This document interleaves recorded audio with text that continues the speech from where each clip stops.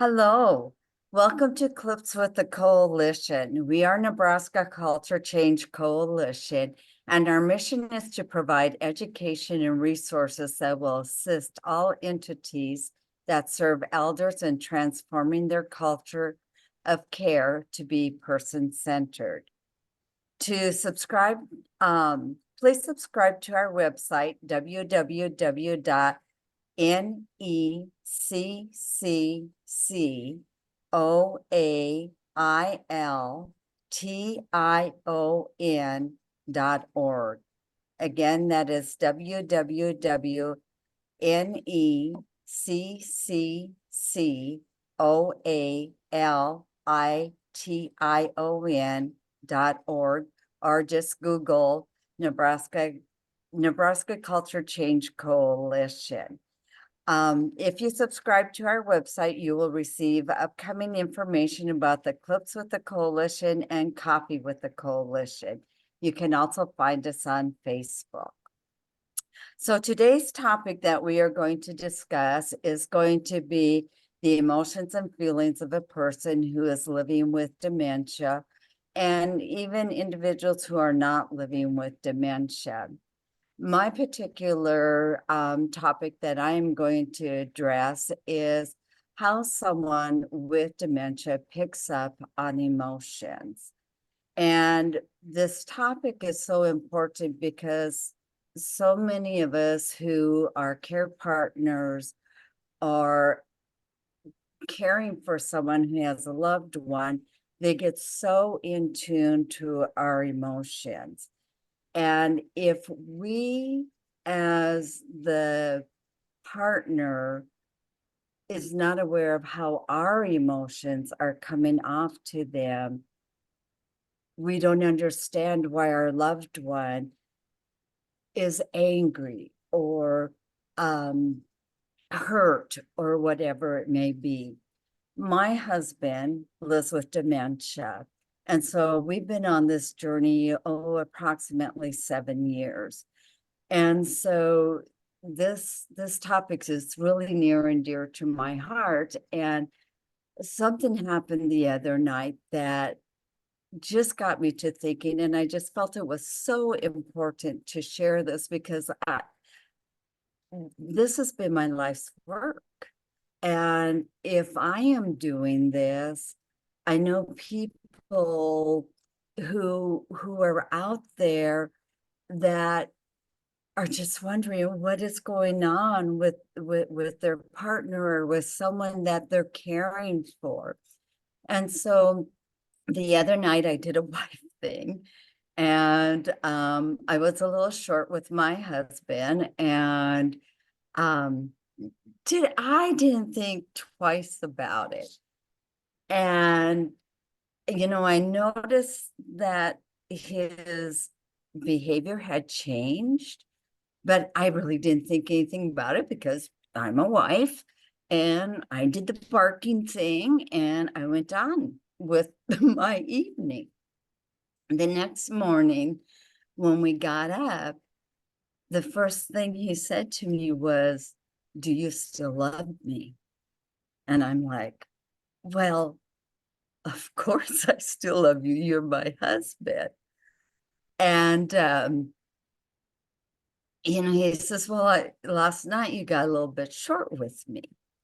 And I'm like, and I had to stop and think. It was like, yeah, I did. And it was like, man, I've been teaching this. I've been telling people this, that when they are dealing with this disease diagnosis, that what they are left with is the feelings, and he picks up so easily. Like if I'm on the phone and I'm upset with a biller or someone, and he walks in on the phone call, he gets upset and he doesn't even know why he should be upset. But I'm upset with the person on the phone, but he's picking up on that feeling. And so I just felt like, we're all human beings. We all have emotions. And when we're providing care or we are a partner to someone who has a dementia diagnosis, that we be so aware of how we are approaching them, how we are communicating with them, because in our mind, it's like, well, you have no reason to be upset just because I'm upset, but that's how it is. And so I just wanted to share that. And Kirsten has some additional information she wants to share. Yeah, Teresa, I've seen that scenario play out in my own family. My dad also experiences dementia, and I know that it's a struggle as the caregiver. I know my mom deals with the exact same situations that you're talking about on a regular basis. And as you were talking, it made me actually really think, you know, in your many years of marriage, I'm sure there have been times when maybe he hasn't picked up on those emotions, and you've thought, well, gosh darn, why isn't he picking up on this? And I think people become conditioned to respond in certain ways, and maybe there was probably a time when you would have wanted him to respond emotionally. If you were upset about something, he should be upset about the same thing. And it's just funny how some, growing older and having some diagnoses and different things can change that. um, but I do think overall, those that are experiencing dementia, they not only pick up on those emotions, but they also respond to situations in an emotional manner. They are not necessarily picking up on the context of an entire situation. They're really responding emotionally. And they too might have a moment where they're being short with you, or they're responding in a way that might make you feel sad or uncomfortable. And it's important that we remember as caregivers or loved ones that we can't respond in that same fashion back to them, which my mom will say is much easier said than done. So just as you talked about, all of this as a professional, but it is a very different situation when it's your own family and your own loved one. And I know that that's got to be very hard to go through that. I think it can also be hard when people who are experiencing dementia or any kind of confusion as they grow older, when they're saying things that might be very repetitive, or things that we feel that we've explained to them, or maybe we don't feel comfortable giving them the context for exactly what's going on. We have to remember that we can't respond emotionally about those situations either. And we really, have to compartmentalize, I think. That's a word I use quite a bit when talking with my family about how they're going to respond to that. But we need to respond to what's happening emotionally, and how do we support this person through whatever it is that they're experiencing. Um, One that I know often comes up with a lot of our members is when someone who's experiencing dementia might say, I want to go home. And what does home mean to them? And how can we gain their trust and support their emotional state in this current situation, without saying things like, you are home, this is your home now? That might get them more upset, because obviously they're trying to emotionally connect with something, and we need to meet them where they're at. And we need to respond to them in a way that is engaging those emotions in what we're talking about, or what they're concerned about, which is going home. So we might engage them by having them talk to us about who's at home to meet you. tell me about them, tell me about your home.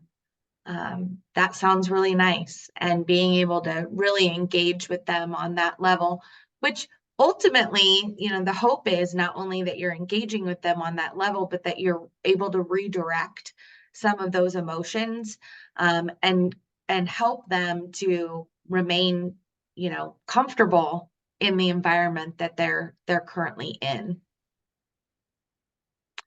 Anna, did you have some thoughts on this? You bet. I want to first of all start out. Hello, everyone. Teresa, it takes a lot of courage and strength to share a story of yours, and one that will definitely resonate with so many. So thank you for sharing. Kirsten, brilliant points. And I think a couple of key takeaways here. What we all need to realize, emotion for us humans, it's a major source of coping and finding strength, and importantly, self-meaning. So individuals, whether they have a type of dementia, whether they have another diagnosis of cancer, or maybe they don't have any condition at all, what we need to understand is emotion is human. So take a step back and think about it. How many of us, do you ever shed a tear? Do you express sadness? Do you express happiness? But when you have that so-called emotion, like crying, like we see individuals with dementia, they're releasing this emotion. Please know it doesn't mean necessarily that anything's wrong. Just like with us, when we express emotion, it may not be anything per se wrong. It's just allowing us to have that free flow of emotion, which is one's way of expressing self. We don't give medications to ourselves if we see us crying or anything. You need to take a step back. Why would we do that to someone with a type of dementia? It's not normal to suppress a human emotion like that. The other thing that I wanted to say, Kirsten, and you made really good points, in making sure we meet that person where they are, meaning the individual, when they express an emotion, it may no longer be what you and I think is that per se normal. So if you see them shed a tear, that might mean happiness in their world. And we need to learn to adjust and adapt to their way of thinking and feeling. And that's why we're having this discussion today, is really helping everyone take a different mindset on understanding the importance of emotion. Denise, how about over to you? Yeah, and Anna, you said so many important things, and I agree. I echo, the personal stories are so valuable to get to our hearts, to help us think about things differently. But what I love about what you were talking about is that we are all emotional, and there are times when you don't necessarily want anybody to say anything to you. You just want them to be with you. They don't have to fix it. They just need to be present and be with you in that moment. And I think when we know people really well, when we've built deep knowing relationships, we know how to react when that person's bringing up emotional content, and we can figure out how to meet their needs. And maybe all they need is just somebody to sit there and be present. And we don't always have to fix everything. The other thing I want to say, I want to bring up the science, because I find the science really interesting when it comes to emotional content. Our brains have something called mirror neurons. And mirror neurons, children, babies, they have it in big quantities. Because have you ever hung out with a baby for a while and you're smiling and then they start smiling, and you do something and then they do something? That's what mirror neurons do. So part of understanding this emotional content is that as Teresa said, and as Kirsten said, they're picking up on the emotions in their environment. And so the context, the environment that we create, and the underlying emotions, whether they're expressed or not, are contagious. Emotions are contagious. And you know that because if your team member comes in and they're mad, It doesn't take long before everybody on the team is on edge. If your teammate comes in and is joyful, it really lightens the mood for the whole day. So emotions are contagious. And as Teresa said, those living with dementia are more in tuned to the emotional content around them. So it's just, science helps us understand that this is normal. This is what we all do. But when we're aware of it, we can then do something to try to make it work for everybody that we are in partnership with when it comes to caring relationships. So, Natalie, anything you want to add? Yes. Yeah, this has been really good today, guys. And we talked a lot about dementia. But I just wanted to point out that, you know, the concept of emotions and how people react to emotions can really apply to all areas of life, of course, like Anna mentioned, but also all areas of senior living. I was thinking about my father-in-law who has severe hearing loss. He's living with us right now. He sometimes is going off of body language and facial expressions a lot, reacting to those emotions, not always understanding what, you know, because he's not hearing.